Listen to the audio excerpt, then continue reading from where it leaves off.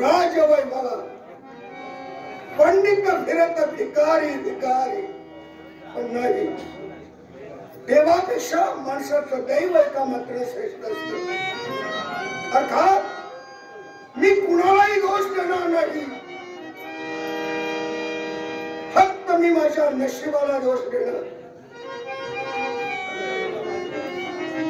गेले ते दिवस राहिल्या त्या आठवणी, पण माणसाच्या जीवनात अशा काही काही भयानक आठवणी असतात की आयुष्यभर माणसाला त्या आठवणी रडवत असतात. देहावर झालेली जखम औषधानं बरी होते, पण एखाद्या माणसाच्या मनावर जर का जखम झाली असेल त्याच्यावर औषध नाही. पण देवा, मी तुला विचारतोय, जीवनात मी कुठं कमी पडलो? म्हणूनच माझ्याच समाजातील माणसाने मला वाईट टाकलं. दुर्दैवानं घरदार सोडावं लागलं, गाव सोडावं लागलं. या हीनदिन अवस्थेत ध्यानीमध्ये स्वप्नी नसताना एक लहानसा अपराध आमच्यातून घडला का? नाही. अजान एका पोरीला मी सांभाळलं. आई बापा विना पोरकी झालेली एक लहान बाळ, तिचा मी सांभाळ केला. हा माझा अपराध आहे का? सांग देवा, हा माझा अपराध आहे का? म्हणूनच माझ्याच समाजातील माझ्या माणसाने मला वाईट टाकलं, माझ्या घरावर बहिष्कार टाकला.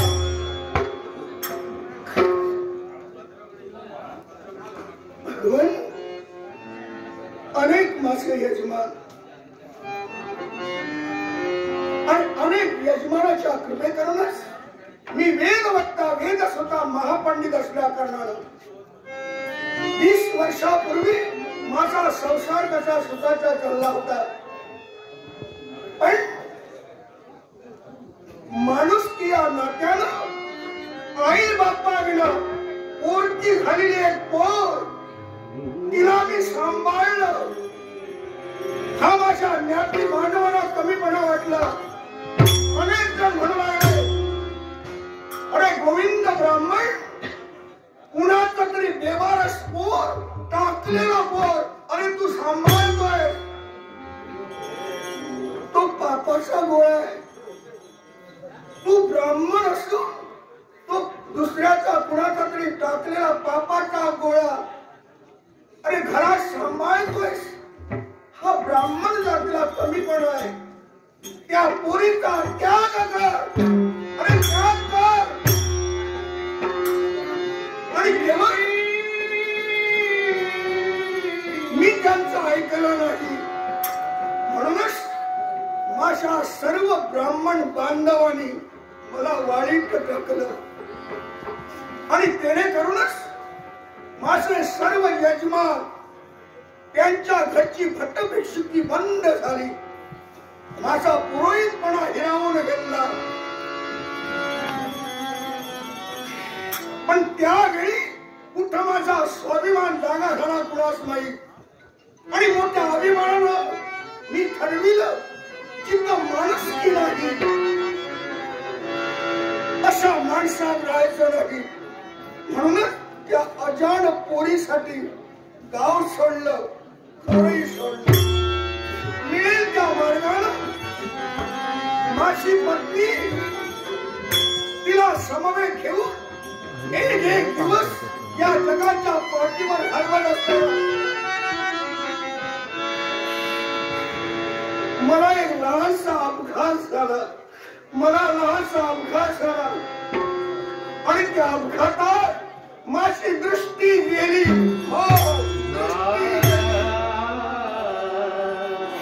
लहानसा, आणि ही माझी अवस्था माझ्या बायकोला पाहवली नाही. माझ्या बायकोला पाहवली नाही. तिला मानसिक धक्का लागला. आणि थोड्या दिवसात तिनं जगाचा निरोप घेतला. त्यावेळी माझी लक्ष्मी फक्त 10 वर्षाची होती.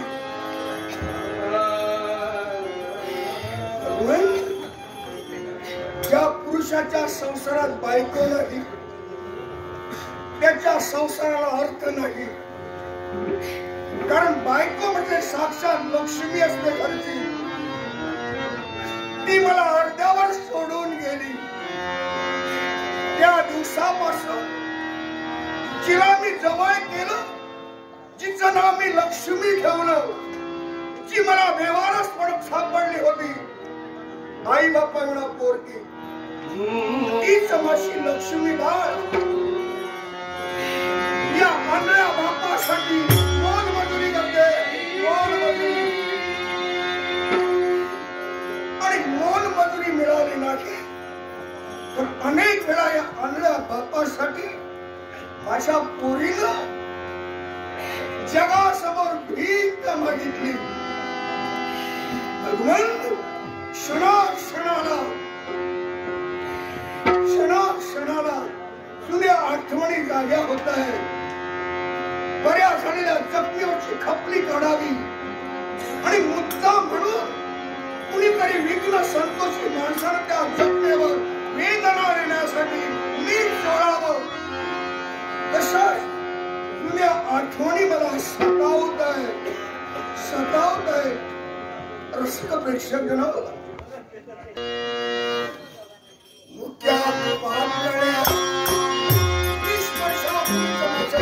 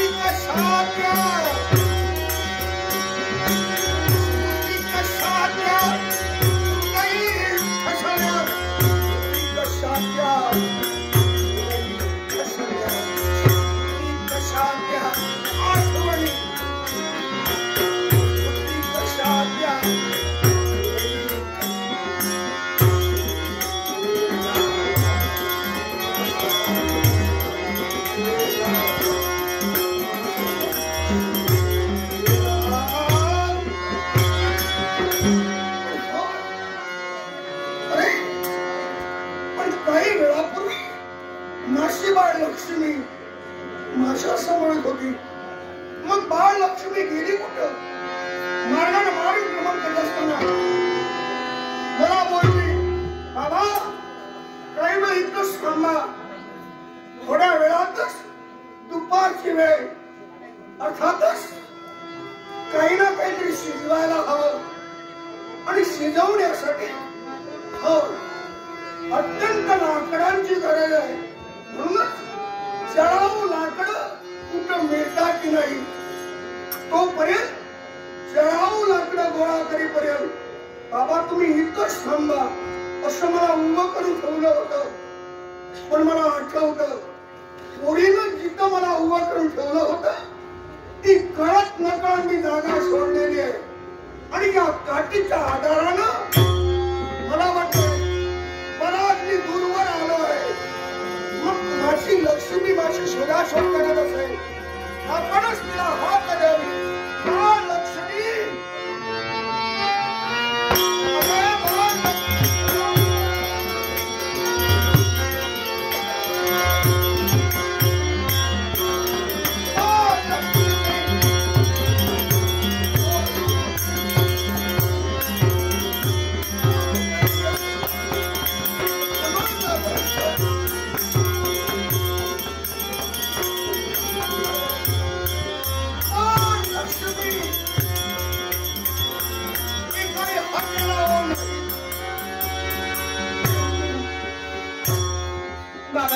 मार्गात एकटीच सोडून आहे. मनाचे चित्र कुठे गेले असते कोण सण दिसेला असे झाले. पण कदाचित एका वेगळ्या तरी जवळ घातली तर नाही गेली. म्हणून बरोबर विचार काय बाबा बाबांचा आवाज बाबा लक्ष्मी लक्ष्मी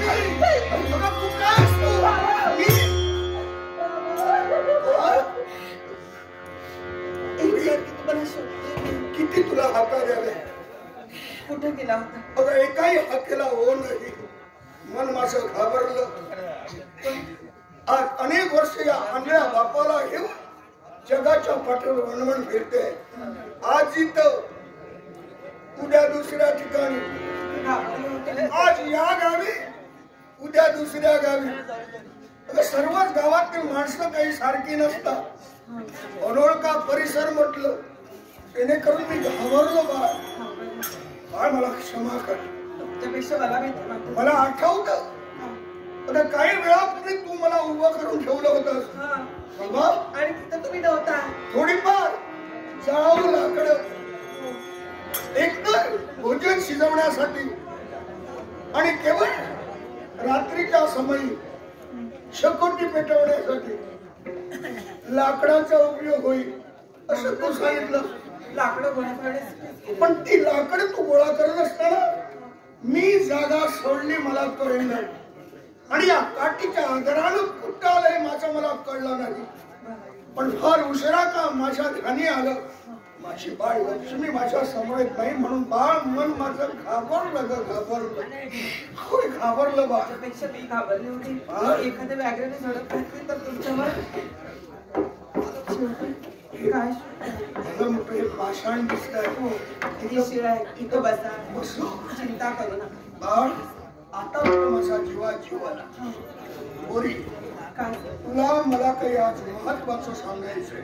महत्वाचं हो असं काय सांगायचंय बाबा. गेली अनेक वर्ष तुझ्यापासून मी चोरून ठेवलेलं आहे. माझ्या हो काय आता जरी तुला आम्ही लहानाची मोठी केली केवळ तरी तरी काय तरी मी तुला अंधारात ठेवलेलं आहे.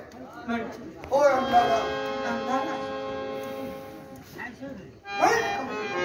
मी सांगितल्यानंतर अधिक प्रश्नाचा बडीमार करू नको. नाही करणार. आणि त्याने करूनच माझं दुःखी मन आणखी दुखावलं जाणार आहे. तेव्हा बाळ नाही बाबा मी तुम्हाला गेली अनेक वर्ष तुझ्यापासून मी चोरून ठेवलेलं आहे. ते तुझ्या बाबतीत असणारं रहस्य मी तुला सांगणार आहे. मी तुझा जन्म देता बाप नाही.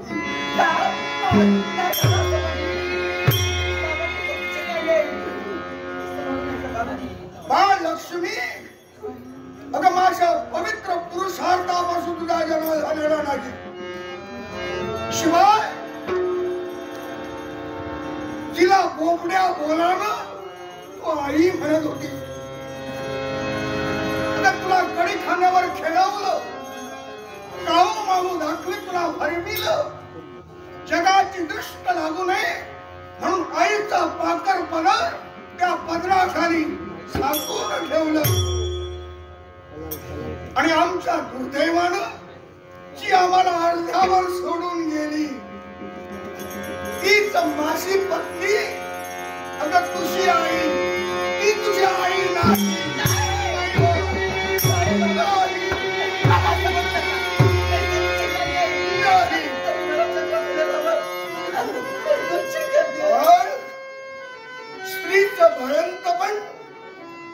स्त्रीचं बाळंतपण म्हणजे स्त्रीचा दुसरा जन्म.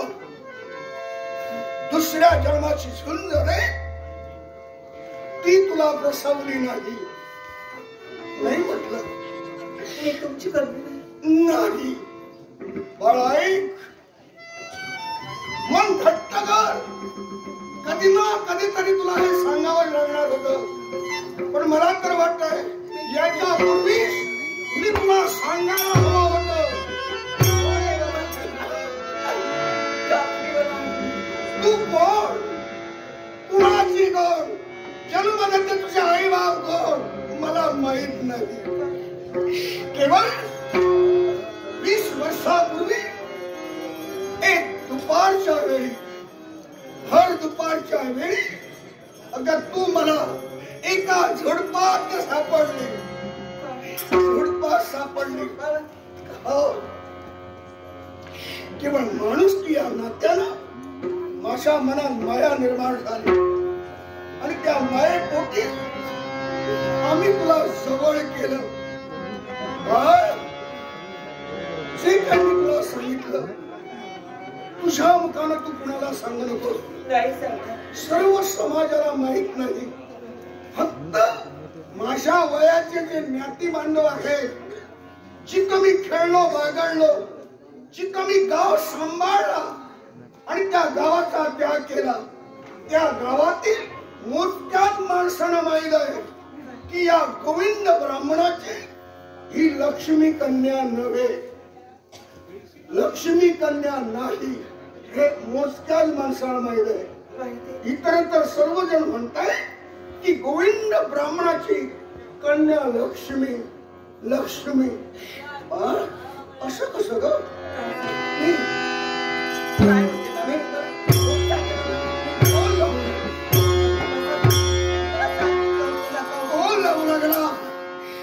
तोल लावू लागला आणि पोटात भुकेचे कावळे ओरडू लागले.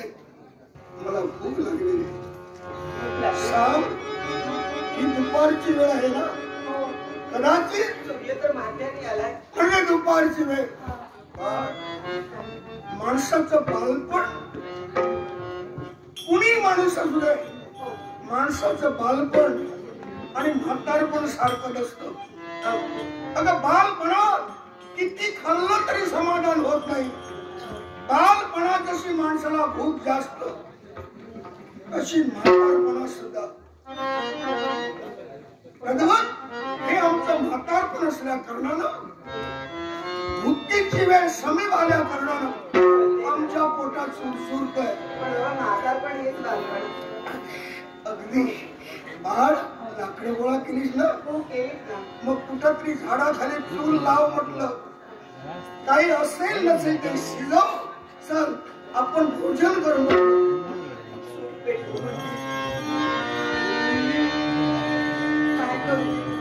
बाळ वेळ लागू नकोस.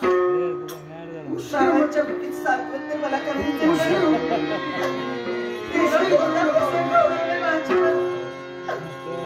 अन्नाचा एकही दाणा शिल्लक नाही माझ्याजवळ. का शिजवून देऊ मी बाबाला? त्याच्या मुलीचं सरपंच करू. पुन्हा आजच्या दिवशी माझी बाबा उपाशी राहणार.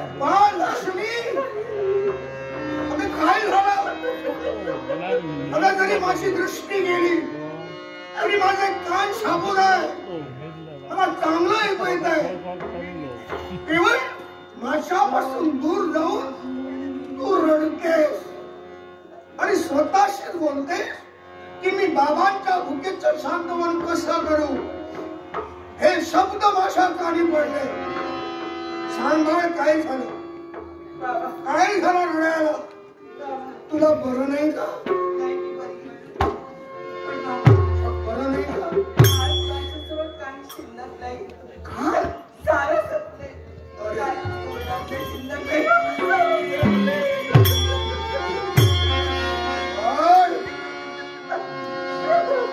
असे दिवस अनेक वेळा आमच्या जीवनात आले. काही नाही, आज बाप उपवाशी राहणार म्हणूनच तुला रडू कोसळलं. तू रडू नको. हे माझ्या वाचल्या, याच्यापूर्वी अनेक वेळा आम्ही पाणी पिऊन झोपलो आहोत. पाणी पिऊन. तेव्हा आजचा दिवस आपण पाणी पिऊन घालवू म्हटलं. अगं अन्न जरी नसलं तरी विधात्यानं या पृथ्वीवर भरपूर पाणी दिलेलं आणि पाण्याला अगं सजीवाचं जीवन म्हटलं जातं.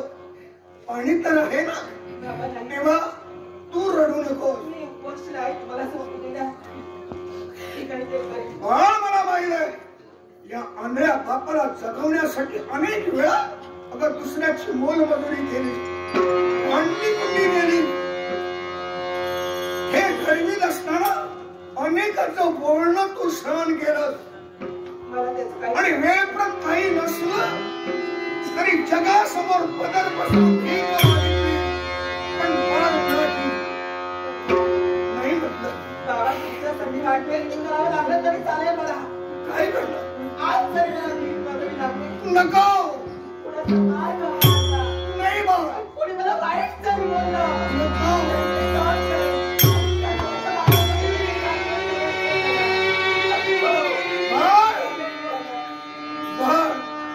या सुंदर समाजाच्या जीवावर या बापाला तू सांभाळलंस. अगं गरीब हा गरीबालाच ओळखत असतो. माणूस किती श्रीमंत झाला तरी आपले गरिबीचे दिवस कधी विसरत नाही. गरिबीचे चटके सोसत अगं स्वकष्टानं जी माणसं वर आलेली आहे ती माणसं आपले पूर्वीचे दिवस कधी विसरत नाही. आणि अशा माणसात खरी माणुसकी असते. म्हणूनच हा समाज चाललेला आहे. अशी दयावंत माणसं या जगात आहेत.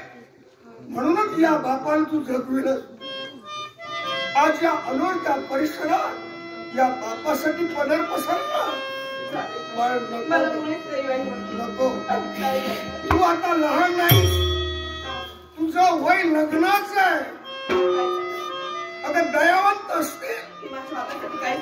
गरिबी म्हणजे काय आहे हे ज्यांना ज्ञान आहे ते तुझ्यावर दया करतील.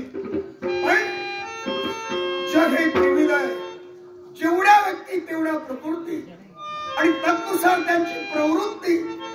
सर्वच माणसं काही सारखी नसतात. जशी हाताची 5 बोटं सारखी नसतात. तेव्हा बा तुझी कुणीतरी थट्टा करतील, चेष्टा करतील. पुढे अधिक शब्दाने तुझं तारण करतील, निर्वासना करतील.